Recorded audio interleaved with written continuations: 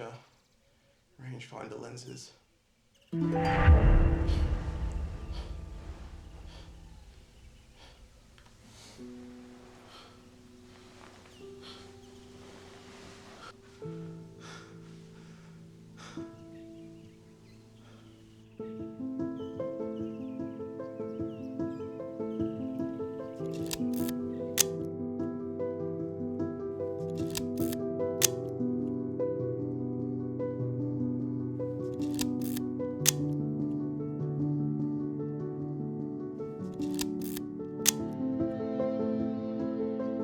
I have dreamt of this lens.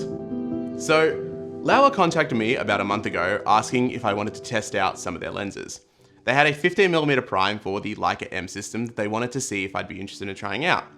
Specifically, this 15mm f2 prime, named the Dreamer.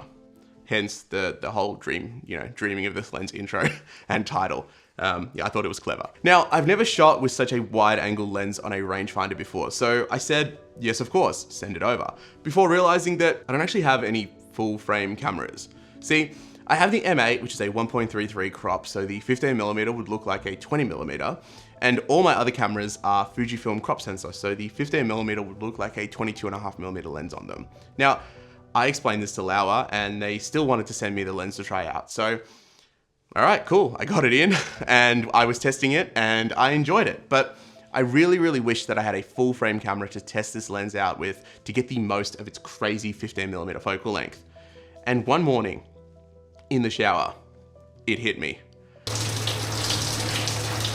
Wait a minute, I do have a full frame Leica M. It is pretty old though. So this is my beloved Leica M2, and it's going to be my trusty companion for today's review. I made a poll on my community page asking if you guys wanted to see more film content, and the answer was a resounding yes, so here you guys go. Also, be sure to subscribe to see more great photography content. Now, before we proceed, as a disclaimer, while Laowa did send me this lens to review, I do not get to keep it, and all opinions expressed in this review are my own. So 15mm for a rangefinder lens is pretty unreal, as most rangefinders only have frame lines to accommodate 28mm at the widest end, and you do need to use an external viewfinder in order to properly frame your images when shooting so wide on a rangefinder camera. Now you can buy them, but they are not that cheap, and given that I'm not keeping this lens, I went for the next best option. So introducing my DIY 15mm viewfinder. So using this cheap plastic phone mount and the app CAD Rage, shout out to Blaine Westrop, an incredible cinematographer YouTuber who you should definitely check out. He mentioned it in one of his videos, and I have enjoyed using it to frame shots and make these YouTube videos, but in this instance, it actually came in super handy when using it as a viewfinder for my Leica. You simply set the camera and lens in the app, and it shows you what the focal length would look like. And yes, I do realize this looks ridiculous, but hey, if it works, let's roll with it. So in this review, I'll go over using this lens, some examples shot on both film and digital, albeit the digital will be on a crop sensor, and stick around until the end to hear all my thoughts on this wild lens for the M mount. Now, one awesome thing about this lens is it's the fastest 15mm lens that you can buy for M mount. So only the Zeiss Distagon 15mm f2.8 even comes close, and that is not an f2. It's also a lot more expensive. This lens initially released in 2016 for the Sony E mount, with RF and Z mount versions coming shortly after, but this M mount variant was released 6 years later in 2023. And like I said earlier, it's an interesting lens for a rangefinder system because it has an excellent close focus ability of 0.15 meters, which allows you to get crazy macro wide angle photos that you just can't get with other lenses, just not on an M mount camera, seeing as the closest you can get on a rangefinder is 0.7 meters before it stops showing you what's in focus in the viewfinder. So you could obviously use it closer than that and it will focus, but you'll just need to guesstimate it instead, which at f2 can be tricky. But Laowa have actually thought of this, and at the 0.7 meter mark, there is a little indentation in the focus throw, and the 0.7 meter indice is like yellow as well. So it just sort of shows you where you should kind of stop focusing. Initially, I thought there was actually something wrong with the lens, with the focus throw, but yeah, it's actually really, really clever, and it works really, really great when shooting it on an M body. You'll also notice that it doesn't even have a normal filter thread, but that is in order to keep the size of this lens as small as possible. So they do include a filter ring in the box that allows you to mount standard 72mm filters on it. But is it any good? Well, I'm happy to report that the 15mm f2 is a cracker good lens with results that are beautiful, contrasty, and just in general, it's probably one of the best 15mm lenses that I have ever used. Now, I haven't used too many of them. This focal length is not my preferred focal length, but this has shockingly low distortion and excellent sharpness, even wide open. And that 110-degree field of view makes landscapes and other photos look really cinematic. And because there is basically no distortion, straight lines remain straight, which just gives further gives you that appearance that the photos taken with this lens could be from a movie. This lens is also built so well. It's made entirely out of this really dense metal, and the aperture ring is clicky and solid. I would say build quality of this lens is just as good as any Voigtlander lens that I've ever used.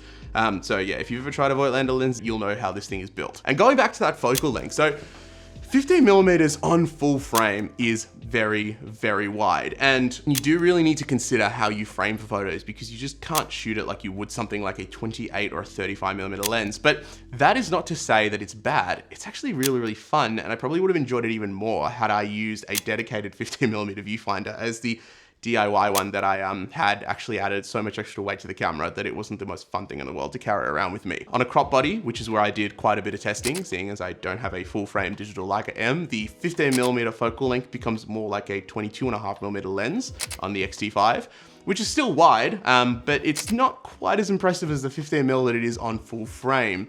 And at the cost of $649 US, it becomes a harder sell for Fuji users. But given that this is not natively for Fuji, I think when used on a full frame camera, it presents excellent value for money. One thing as well that I would like to mention that I'm not entirely certain about is if you were to use something like a VisoFlex viewfinder on a more modern Leica M, like an M10 or and above basically, if using that viewfinder or like the live view in the brand new Leica M's, if you'd be able to take advantage of that close focus ability. Again, the only digital Leica M I have is the very first one ever made, which does not have live view or any support for external viewfinders. So, my review from this lens is just based off my own experience with it, but otherwise, I think the only way that you could do it is if you were to use it with something like an SL or a Sony or a Canon camera or something like that. And I think that if you do have those cameras and you are looking for a really, really high performance ultra wide lens with, excellent image quality, something like this would actually be amazing. And with how good modern day manual focus assistance is, it really isn't a problem that this lens lacks autofocus, in my opinion, either. It's also got excellent bokeh quality. So when you get up close and you shoot wide open, you get very, very satisfying out of focus backgrounds, which just looks stunning. And couple that with the ultra wide field of view, this is a lens that really lets you get a unique perspective on the world. It also has reasonably good flare resistance and overall great micro contrast as well. That f2 aperture and ultra wide field of view makes this lens just superb for astrophotographers as well. And this lens also exhibits really, really beautiful sun stars. So similar to the Voigtlander 35-1.4 Nocton, which is a lens that I love, that lens also has these really, really nice sun stars when you shoot it like f8. And this lens actually pairs really, really well when you shoot it on film. So the shots that I got of it on film, I thought were absolutely stunning. And now to talk about what I don't love about this lens.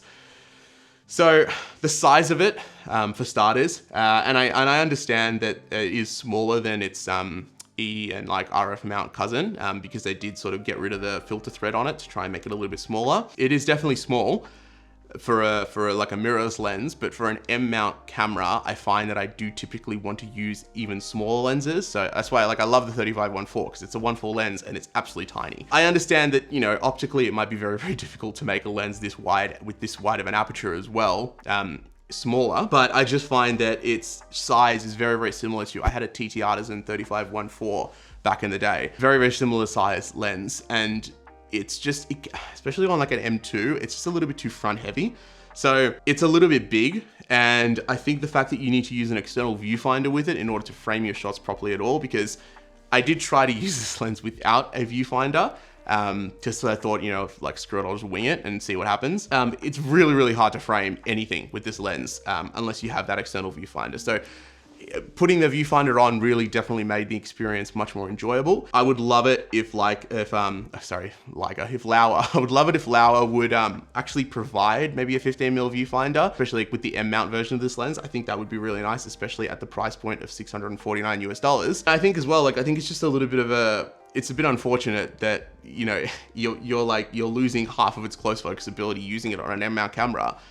Unless of course you can do it with the modern ones and stuff like that. But not everyone has a modern, you know, a modern Leica. And I think if you're in the market for a lens like this, you know, maybe you don't have one of those modern cameras. And so who is this lens for then? So I think if you are after a 15mm f2 lens for M mount, this is literally your only option. The Zeiss 15mm f2.8 is nearly $3,000 US. So to get a lens with similar qualities and a wider aperture for just $649 US, this Laowa 15mm f2 lens really is the lens that I have been dreaming about.